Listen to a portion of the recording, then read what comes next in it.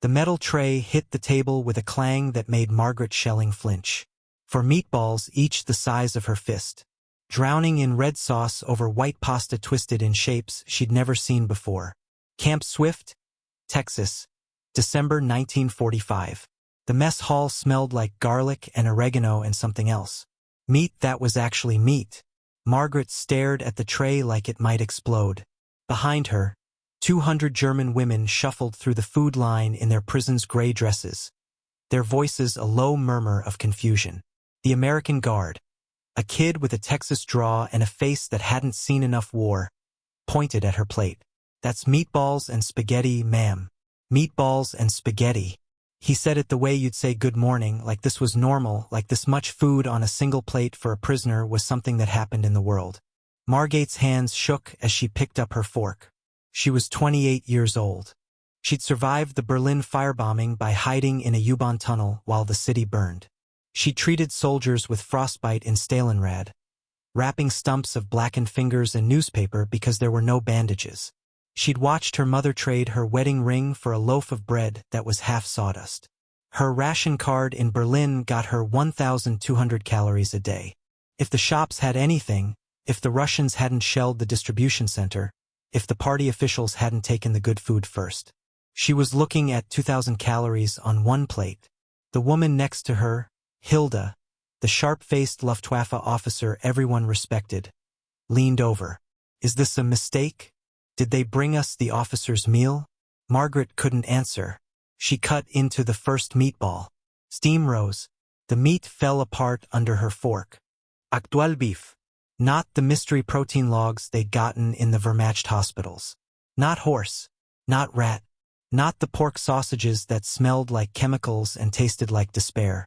Beef, the kind she hadn't seen in Germany since 1942, unless you were SS. Maybe not even then. Her Christmas goose in 1944 had been cat, her neighbor's cat. They called it goose because saying cat out loud made it real. The fork was halfway to her mouth when her face crumpled. The sob came from somewhere deep, a place she'd kept locked since Stalingrad. Her shoulders shook. The fork clattered onto the tray. Tears dropped into the red sauce, and she couldn't stop them. Couldn't breathe.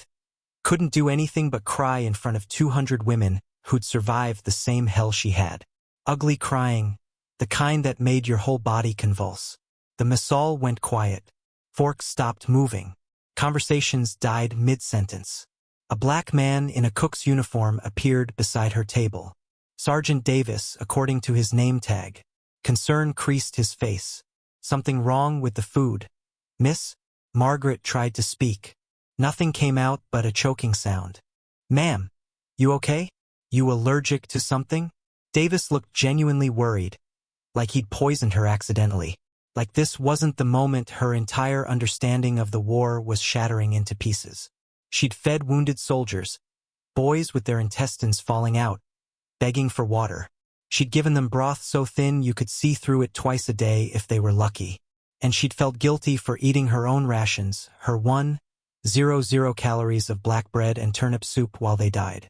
And the Americans were feeding their prisoners meatballs the size of apples. Margaret gasped for air. "It's beef." Davis blinked. "Well, yeah, it's Tuesday. We do Italian on Tuesdays. Italian on Tuesdays." They had a schedule for different cuisines for prisoners.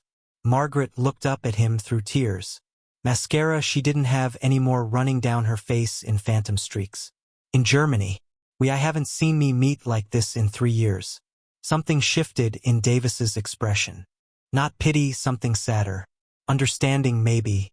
He pulled out a handkerchief and offered it to her. Clean, white, pressed. "I know, ma'am," he said quietly. "I know." Across the hall, women were staring at their own plates now, really looking at them. The portions, the quality. Hilda had gone pale, her fork frozen halfway to her mouth. Someone dropped a tray. The clang echoed like a gunshot. Another woman started crying. Then another. Within seconds, half the missile was sobbing into meatballs and spaghetti, while confused American guards exchanged glances that said they had no idea what they'd done wrong. Margaret picked up her fork again. Her hands still shook. She put the bite of meatball in her mouth. It tasted like everything she'd lost, like the Germany that existed before the war, before the ration cards, before her mother's wedding ring bought bread. It tasted like the world worked differently than she'd been told. She chewed slowly, swallowed, took another bite. Around her, the sobbing continued. Women crying into food that was better than anything their husbands had eaten at the front.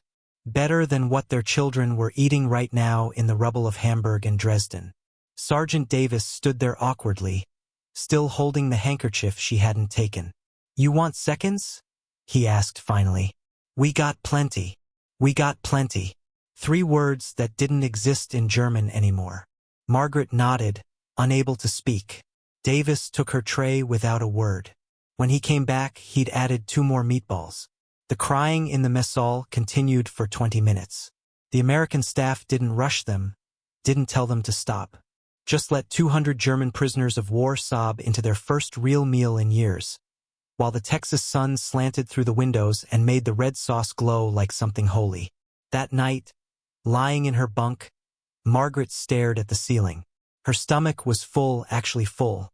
The sensation felt obscene. What else had they been wrong about?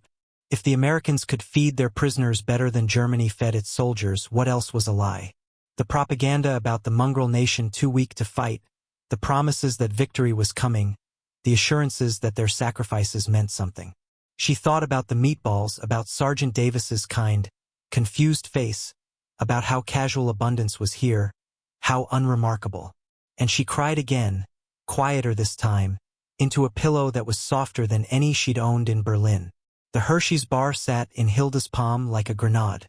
Christmas morning at Camp Swift, Texas, December 1945. The American guards moved through the barracks with cardboard boxes, handing each woman a foil-wrapped rectangle. No ceremony, no speeches, just a 19-year-old farm boy from Oklahoma saying, "Merry Christmas, ma'am," like he was delivering mail. Brunhilde Kessler, everyone called her Hilda, turned the bar over in her fingers. The foil crinkled. She'd unwrapped packages before, ammunition crates at Luftwaffe command posts, supply boxes in Berlin. Always wondering if this one would have food or just more orders to distribute nothing. She peeled the wrapper slowly. The smell hit first cocoa. Actual cocoa. Her hands started shaking. The chocolate inside was milk chocolate. Not the grayish carob blocks they'd called chocolate in Germany since 1942. Not the beetroot powder mixed with sawdust that the party distributed to good citizens at Christmas. This was Swiss quality, the kind her grandmother used to buy in Munich before the war when money meant something. Hilda broke off a square. Put it in her mouth. It melted. Sweet, creamy, real sugar, real milk, real cocoa butter. She'd last tasted chocolate like this in 1941. Her brother's promotion party before he shipped to North Africa, before the telegram came, before rationing turned Christmas into a performance where you pretended roasted acorns were coffee around her. Women were crying again, just like the meatballs 2 weeks ago. Margaret sat on her bunk with chocolate smeared on her fingers, tears running down her face like she'd opened a letter from home. But Hilda wasn't crying. Her brain was doing mathematics. She stood up, walked directly to the guard station at the end of the barracks. The Oklahoma farm boy looked up from his magazine. Life with a color photo of a family around a Christmas tree that had more presents underneath than Hilda had seen in 5 years combined. "Where are your ration cards?" she demanded in careful English. The guard blinked. "Ma'am, your ration cards for chocolate for sugar." She held up the Hershey's bar. "This requires sugar ration, butter ration, cocoa allocation. Where is paperwork?" He laughed. Actually laughed. "There's no ration cards anymore. War's over." The floor tilted under Hilda's feet. "Over?" she repeated. "When?" "November. They ended sugar rationing in November. Butter came back October." He shrugged. "My mom says the lines at the grocery are finally normal again. 7 months. The war had been over 7 months and Americans were already complaining about grocery lines returning to normal. How much does this cost?" Hilda's voice came out strangled. "The Hershey's bar? I don't know. Nickel. Maybe 7 cents at the movie theater. Nickel. Yeah, you can get them at any gas station, drugstore, corner shop." He was looking at her like she'd asked what color the sky was. "You feeling okay, ma'am?" Hilda walked back to her bunk, sat down, stared at the chocolate bar in her hand. A nickel. In Germany, this bar would be a month's luxury ration for a party member. You'd need connections, bribes, someone's cousin in Switzerland. She'd known officers who traded sexual favors for real coffee, women who sold their daughters' winter coats for white flour. And in America, children bought this at gas stations for nickels. Margaret was watching her. "Hilda, what did he say?" He said. Hilda's throat closed. She forced the words out. "He said it costs a nickel. You can buy them anywhere." The women nearby went quiet. Rosia, the young radar girl from Hamburg, still had chocolate on her teeth. "Anywhere. Gas stations." He said gas stations. Hilda started laughing. Came out wrong, brittle and sharp. While we were eating rats in Berlin, American children were buying chocolate at gas stations between their mother's errands. Margaret sat down her chocolate. They weren't rationing. They were sugar, butter. Hilda's laugh turned hysterical. "But it ended in November." "November? The war has been over 7 months, and they're already back to normal." "7 months? Do you understand? We'll be eating sawdust bread for the next decade, and Americans are annoyed their grocery lines are too long." The barracks went dead silent. Hilda stood up again, paced. Her mind was unwinding every economic briefing she'd ever received, every propaganda report about America's weak consumer culture, their inability to sacrifice, their mongrel inefficiency. "We were told," she said slowly, to no one and everyone, that America was soft, that their mixed-race society made them weak, that their obsession with comfort would break them. She held up the Hershey's bar. But they never broke. They fought a war on 2 continents and still had enough chocolate that ending sugar rations was newsworthy. Rosita wrapped her arms around herself. "My ration cog got me 1,100 calories if the shops had anything." "Mine was 1,200, Margaret whispered. "That was for medical personnel priority rations. And Americans," Hilda continued, her voice getting louder, "were complaining that they could only buy chocolate sometimes instead of always." She turned to face the room. 20 women stared back. "We didn't lose battles. We lost before the first shot. We lost to a country so rich that deprivation meant less candy." An older woman, Gretel, a postal worker from Dresden, spoke up from the corner. "The bombs in Dresden, February, they came in waves for 3 days. I thought it must be everything they had. Every plane, every bomb. The Führer said they were depleted. That one more push." "They weren't depleted," Hilda said flatly. "They were bored. They had so many planes they could afford to bomb us for 3 days and still have enough left over that their pilots got weekends off." Margaret stood up, walked to the window. Outside, past the fence, she could see the American Guards recreation area. A basketball hoop. Men in t-shirts playing in December because Texas was warm, laughing. One of them was drinking something from a glass bottle, probably Coca-Cola, probably cost a nickel. "My mother," Margaret said quietly, "sold her wedding ring for bread in 1944. The bread was half sawdust. We knew it was half sawdust. We ate it anyway." Her reflection in the window looked ghost-thin despite 2 weeks of American meals. "And we were told we were sacrificing for victory, that our suffering had meaning." She turned around, looked at Hilda. "We starved for nothing." Hilda sat down on her bunk, unwrapped the rest of her chocolate bar, ate it slowly, letting each square melt on her tongue, tasting her country's defeat in milk and sugar and cocoa. That night, after lights out, Hilda lay in her bunk and addressed the darkness. "We didn't lose to better soldiers," she said. Her voice carried in the quiet barracks. "We lost to a country that never even had to try." No one responded, but no one had to. In the bunk below, Margate clutched her chocolate wrapper like a telegram. In the morning, she'd fold it carefully and put it in her pocket. She'd keep it there for 3 months, crinkling the foil between her fingers during meals, during work assignments, during the long afternoons when she tried not to think about what waited in Germany. But Hilda would do something different. The next morning, she'd ask the guards for an empty locket from the lost and found. She'd cut the Hershey's wrapper to fit inside.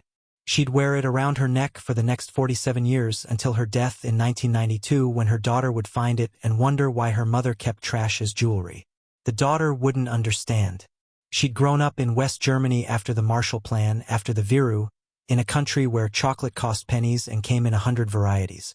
She'd never stood in a Texas barracks doing economic equations that shattered her entire worldview. She'd never held 5 cents worth of chocolate and realized her country had bet everything on a lie. The ice-cold Coca-Cola bottle sweats in Rosa Engel's hand. She's never held anything like it. Glass so cold it stings her palm. Condensation dripping down her wrist. The VFW hall in Bastrop, Texas, smells like punch and shoe polish. And Benny Goodman's clarinet pours from speakers she can't see. Betty Sue, a local woman with victory curls and a gingham dress, smiles at her. "You like Coke, honey?" Rosia brings the bottle to her lips. The first sip hits like electric sugar carbonation she's never tasted. Sweetness that makes her teeth ache. Cold so shocking it freezes the roof of her mouth. She coughs. "Strong, ain't it?" Betty Sue laughs. "My kids drink it warm in summer. Says it tastes better that way." Rosia stares at the bottle. In Hamburg before the war, her father brought home one Coca-Cola for Christmas 1937. The entire family shared it in teacups. For people, one bottle, a special occasion beverage reserved for Americans and the wealthy. Betty Sue sips her own Coke like it's water. This is Rosa's English breaks apart. This is for New Year celebration. Yes, special. Betty Sue's laugh is genuine, not cruel. "Oh, sweetie, no. My husband drinks 4 of these a day at the factory. Sometimes 5 if it's hot." She gestures to a wash tub filled with ice and bottles. They're a nickel each. Kids buy them at the drugstore after school. The math hits Rosia like shrapnel. In Germany, this bottle would be a month's luxury ration. Here, a factory worker, not a party official, not wealthy, just a factory worker, drinks 4 daily. Children buy them casually after school. The bottles sit in ice, actual ice, in December because America has so much refrigeration they waste it on keeping soda cold. She drinks again. The sugar rushes through her bloodstream, foreign and overwhelming. Her radar work in Hamburg involved calculating supply chains, rationing electricity for the detection equipment. She knows scarcity. She understands resource allocation. This isn't scarcity. This is abundance so casual it doesn't even register as abundance. Across the hall, Margate stands awkwardly near a punch bowl, still wearing her gray pea dress while Texas women swirl in colorful skirts. Hilda sits at a table examining a slice of pecan pie like it might be evidence at a trial. A Texan man, maybe 60, wore a VFW pin, approaches Rosita. "You girls settling in all right at the camp?" "Yes, thank you." Her English is careful, rehearsed. "You'll want another Coke?" "Got plenty." "Plenty?"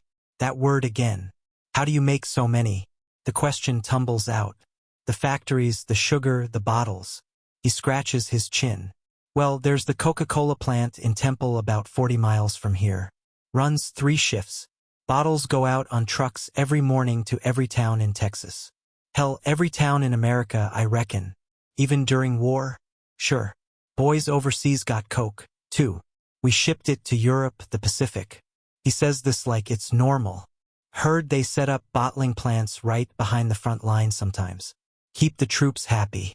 Rosa's hands start shaking. Germany couldn't keep bread on shelves. America was shipping carbonated luxury beverages to active war zones. She drinks her second Coke, then her third. The sugar makes her head pound.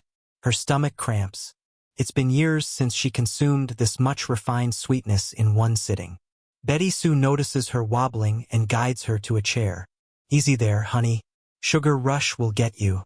In Germany, Rosia's voice cracks. "In Germany, we have substitute coffee made from acorns.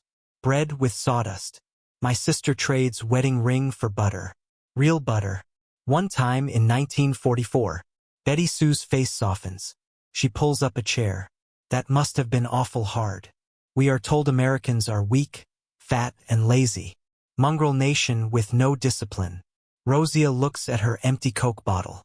"But you have this. You have so much of this you give to children. Well, I wouldn't say you win war because you never stop being rich." The words come faster now. English breaking apart. "We are rationing, starving, dying. You are drinking Coca-Cola. 4 bottles a day. Every day. Across the room, a record changes. Glenn Miller starts playing In the Mood. American couples fill the dance floor. The women's nylon stockings catch the light. Nylon, which Germany's chemical plants couldn't produce enough of, which became parachutes instead of stockings. Here, women wear it to dances. A young American soldier, maybe 19, supervision duty, asks Hilda to dance. She refuses with a curt shake of her head, but Rose with a sees her watching the dancers, calculating, always calculating. Margate appears beside Rosa's chair. Are you all right? I drink too much Future. Rosa holds up the empty bottle. 3 Futures. Now my head hurts. Margaret almost smiles. The medic said sugar can cause headaches if you're not used to it. I am not used to any of this. Rosia gestures at the hall. The decorations, the abundance. None of us are. Betty Sue returns with a glass of water and 2 aspirin. Here, honey. This will help. The casual kindness. Aspirin given freely. No transaction required. Makes Rosia's throat tight. She swallows the pills. Later, when the dance ends and the PS load onto the truck back to Camp Swift, Roswa clutches 1 empty Coke bottle. Betty Sue let her keep. The glass is still slightly cold against her chest. Hilda sits beside her in the truck bed. You look sick. I am sick. Sugar sick. Rosita laughs sharp and bitter. But I want to be sick like this every day. I want to live in country where children buy this after school, where factory workers drink 4 bottles and nobody thinks it's miracle. That country won't want us. Hilda's voice is flat. We're the enemy. Not always. Rosa runs her finger along the Coca-Cola logo embossed in the glass. War is over. Maybe they let us become American, too. Margaret, sitting across from them, touches her wireframe glasses. Some of us might stay. Hilda looks at her sharply. What? Nothing. Just thinking. The truck rumbles through the Texas night. Rosita's head pounds with sugar and revelation. She drinks liquid America, and it tastes like the future. Sweet, carbonated, abundant beyond measure. In her barracks that night, she tucks the Coke bottle under her pillow. 23 years old, trained in radar technology, fluent in 3 languages, and completely unprepared for the way capitalism tastes. She falls asleep thinking about ice, about factories that run 3 shifts, about a country so rich it doesn't even know it's rich. The bottle's glass is warm by morning, but Roswitha remembers exactly how cold it felt. Margaret squinted at the patient file, holding the paper 6 in from her face. The letters kept blurring together. She'd been doing this for an hour, reading a sentence, blinking hard, rereading the same sentence. Her eyeglasses, framed snapped clean through at the bridge, kept sliding sideways. The wire she'd twisted around the brake cut into her nose. Corporal Julius Winterrad looked up from his typewriter. 3rd time he'd watched her cease in 10 minutes. Those going to hold? He asked. Margaret touched the wire reflexively. They work. They're held together with paperclip wire. In Berlin, we used shoelaces. She turned back to the file, adjusted the broken frames again. The wire bit deeper. Julius went back to typing. Click, clack, ding. The sound filled the small office. Medical records stacked floor to ceiling. 1 window showing the January Texas prairie. Margaret had been working here 2 weeks organizing files, translating German medical documents, sitting 8 feet from a Jewish American who brought his lunch in wax paper and hummed while he worked. She treated men in Stalingrad who'd wanted to kill people like Julius, had bound their wounds while they talked about clearing the East. Now she was filing their medical histories while Julius typed requisition forms for gauze. The frames slipped again. The file hit the floor. God damn it. She knelt, gathering scattered papers. Julius stood. Wait here. What? But he was already out the door. Margate sat alone in the office. Through the window, she watched American guards playing catch with a baseball. The leather smacked into gloves with that distinct pop. One of them was laughing. She couldn't remember the last time she'd heard a German soldier laugh. Julius came back 20 minutes later, set a small brown case on her desk. What is this? Open it. Margaret's hands shook as she lifted the lid. Inside, nestled in velvet, were eyeglasses, real ones.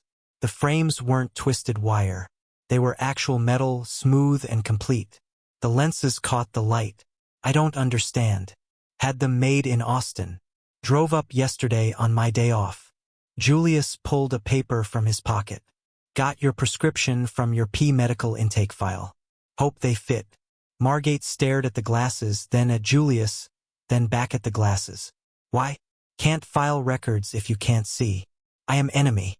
Julius shrugged. Actual shrug like it was nothing. War's over and those wire things are gonna slice your nose open. Margaret lifted the glasses from the case like they might explode. Slid them on. The world sharpened. She could read the calendar on the wall. February 1946. Each date crisp and clear. Could see individual blades of grass through the window. Could see Julius's face properly for the first time. Dark eyes. Tired. Kind. They fit. She nodded. Couldn't speak. Her throat had closed. Good. Julia sat back down at his typewriter. God. 3 boxes of discharge files need translating by Friday. Margaret touched the frames. No wire, no pain, just glasses. He'd driven to Austin, paid with his own money for her. For a German who'd probably treated men who would have shot him on sight. She tried to work. Got through half a page before the tears started. Hey. Julius looked up. They hurt. I can take them back. Get them adjusted. No, they perfect. Then what's wrong? How could she explain? In 3 years of war, no one had done something kind without wanting something back. Kindness was currency, leverage. You didn't just give a person glasses because they needed glasses. That wasn't how the world worked. Except apparently in Julius Winterad's world it was. Nothing wrong. She managed. Thank you. He nodded. Went back to typing. The next day Julius brought Superman comics. Set them on her desk during lunch. For English practice, he said, "If you want." Margate opened the first one.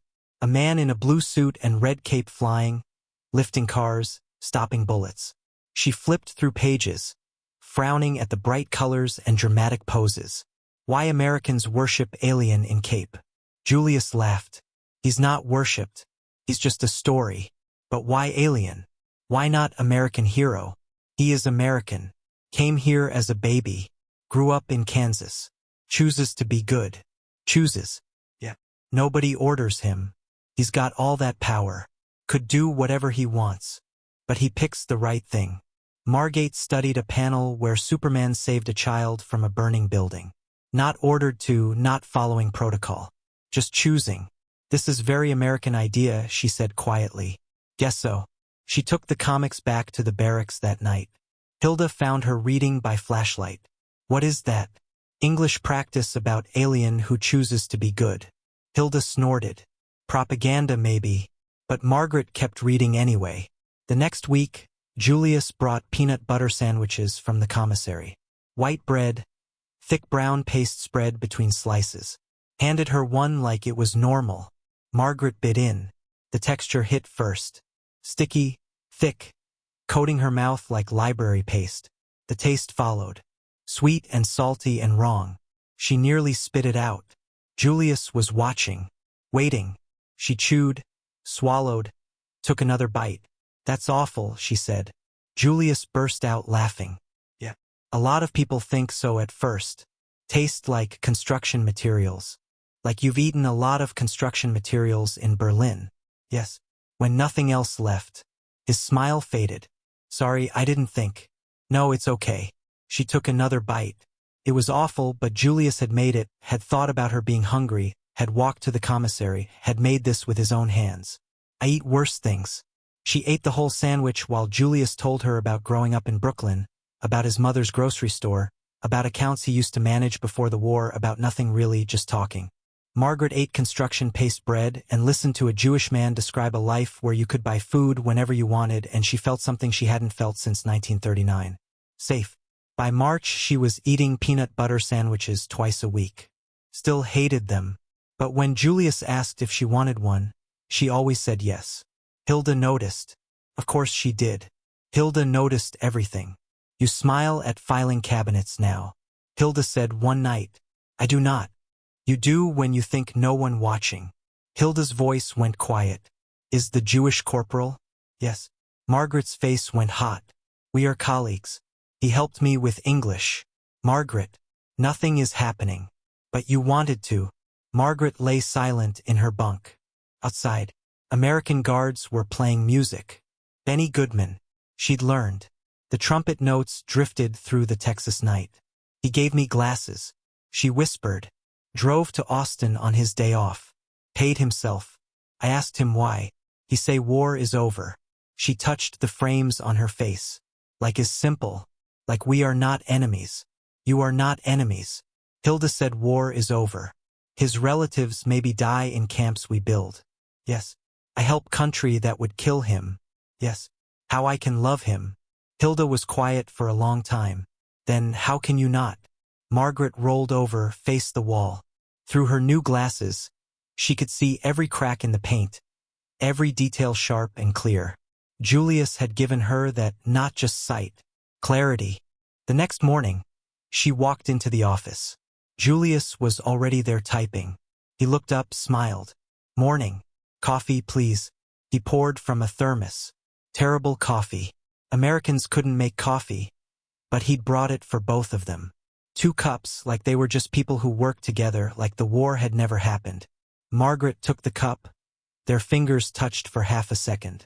Julius went back to typing, but she saw him smile. By April, the whole barracks knew. The women didn't say anything directly, but Margaret caught them watching when Julius picked her up for work. Saw them whispering when she came back with Superman comics tucked under her arm. Rosita cornered her by the wash station. Is true about Corporal? We are friends, Margaret. In 4 weeks, we go back to Germany. I know. So what you do? Love him from Hamburg. Margaret looked at her new glasses in the mirror. Adjusted them. Perfect fit. Maybe I not go back, she said. Rosia's eyes went wide. You cannot stay. We are PS defeated. War is over. That not how it works. Maybe is how it works now. Margaret turned to face her. You drink 3 Coca-Colas and say you want sugar sick every day. Why I cannot want glasses and men who give them to me. Rosa had no answer. That night Margaret lay awake touching the frames on her face. In 4 weeks they'd load her onto a ship, send her back to rubble and starvation and shame, back to a country that taught her Julius was subhuman, back to sawdust, bread, and lies. Or she could ask to stay, request asylum, or whatever Americans called it, marry a Jewish man if he'd have her, live in a place where glasses cost money, but hate wasn't mandatory. She fell asleep, still wearing them, dreaming in clarity. The brisket smoke drifted across the parade ground like a prayer. May 1946. Camp Swift's farewell barbecue sprawled across 3 tables. Whole hogs on spits. Mountains of cornbread. Sweet tea in oil drums that once held diesel. Rosita stood 20 feet from the food watching Texas families pile their plates. For months ago she'd cried over Coca-Cola. Today she was going to do something stupider. Her hands shook. The glass bottle in her palm was warm now. The condensation long dried. Don't, Hilda whispered beside her. Whatever you're planning. Roswitha stepped forward anyway. 200 women went quiet. The American staff, guards, cooks, administrators stopped mid-con conversation. Sergeant Davis lowered his serving fork. Someone killed the radio playing Glenn Miller. Rosita's English came out fractured. Every word a small war. We come here think you are mongrel nation. Texas woman gasped. Julius Winrad standing near the punch bowl froze. Mixed races. No culture. No discipline. Rosia's voice cracked. She held up the Coke bottle like evidence at a trial. We are taught Americans are weak, fat, stupid Coca-Cola people. Margaret's stomach dropped. This was career suicide. Confession. The kind of thing that got you blacklisted when you returned to Hamburg. We are wrong. Rosia's knuckles whitened around the bottle. You have Coca-Cola because you built nation where factory men drink 4 bottles every day. You have chocolate because your children do not starve while you make war. She gestured toward the food tables, the casual abundance that had broken them all. You have meatballs this big. Her hands spread comically wide. A few Americans laughed nervously. Because you are rich in ways we cannot understand. Her voice shattered completely. You win war before war starts. We just too stupid to see. The silence was physical, oppressive. Then Margate stood up. Her new glasses caught the afternoon sun. The frames Julius had driven to Austin to buy had paid for with money he earned filing paperwork in a country where optometrists worked on Saturdays and didn't require ration cards for glass lenses. I have something to say also. Julius's face went pale. He knew. Somehow he already knew what was coming. Margaret's German accent thickened with emotion. Corporal Winrad, give me these glasses, custom-made. He PO himself. He asked nothing. She touched the frames like they were sacred. In my country, I am taught people like Julius are subhuman parasites. We build camps to destroy them. A Texas mother covered her child's ears. Too late. Everyone was listening. Julius, give me glasses so I can see files better. He bring me comic books about men who choose to be good. Not ordered. He make me sandwiches with peanut butter. A ripple of laughter because everyone knew about Margaret's peanut butter face, which tastes like glue. But I eat because he is kind. Julius was crying now openly. His shoulders shaking the same way Margaret's had that first night over Meatballs. I will request to stay in America. Margaret's voice went steel hard. I will marry this Jewish man if he asks, because I do not want return to country that teach me Julius's monster. Germany, give me lies. Julius, give me glasses. She held them up like a weapon, like proof. The silence stretched 5 seconds. 10. Then Sergeant Davis, the black cook who'd watched Margaret sew into spaghetti 4 months ago, started clapping. Slow, deliberate, each clap like a gunshot. A white guard joined him. Then Betty Sue from the VFW dance. Then Julius's commanding officer, a captain from Philadelphia who'd never spoken to the PS directly. The applause built like thunder. Hilda stood up, not clapping, just standing, witnessing. Her Hershey's wrapper locket caught the light. Rosia clutched her Coke bottle and wept. Gretel, the Dresden survivor, covered her mouth with both hands. Julius pushed through the crowd. He stopped 3 feet from Margaret, professional distance. But his eyes asked the question his mouth couldn't form in front of 200 witnesses. Margaret nodded. The messal erupted. Later, after the barbecue devolved into chaos, after the Texas families mobbed Margaret with questions, after Julius disappeared into the administrative building, after Hilda had to physically drag Roseworthy away from her 8th Coca-Cola, the German women sat in their barracks. They'll never let you stay, Gretel said quietly. Immigration law, fiancé visa, Hilda interrupted. She'd already researched it. Of course she had. If Julius files the paperwork before repatriation, if his commanding officer approves, if the State Department doesn't flag her as security risk, Margie didn't care about the if. She'd survived Berlin firebombing. She'd treated frostbite and Stalingrad with no anesthetic. She could survive American bureaucracy. What will you tell your mother? Rosia asked. When you write her? Margaret hadn't thought about that. Her mother, still in Berlin's Russian sector, still rationed, still waiting for a daughter who'd spent 3 years as a nurse in a losing war. I will tell her I found man who give me glasses when mine were broken. I think she understand. She wouldn't. But Margaret had stopped caring what Germany understood. The paperwork took 6 weeks. Julius filed the fiancé visa application on May 8, 1946, exactly 1 year after VE Day. His commanding officer, Captain Morrison, approved it with a note that read, "Recommend approval. Wowdra's conduct exemplary. Subject demonstrates genuine ideological transformation." The State Department took 3 weeks to investigate Margaret's background. They found military nurse, no party membership, no war crimes, no immediate family in the SS.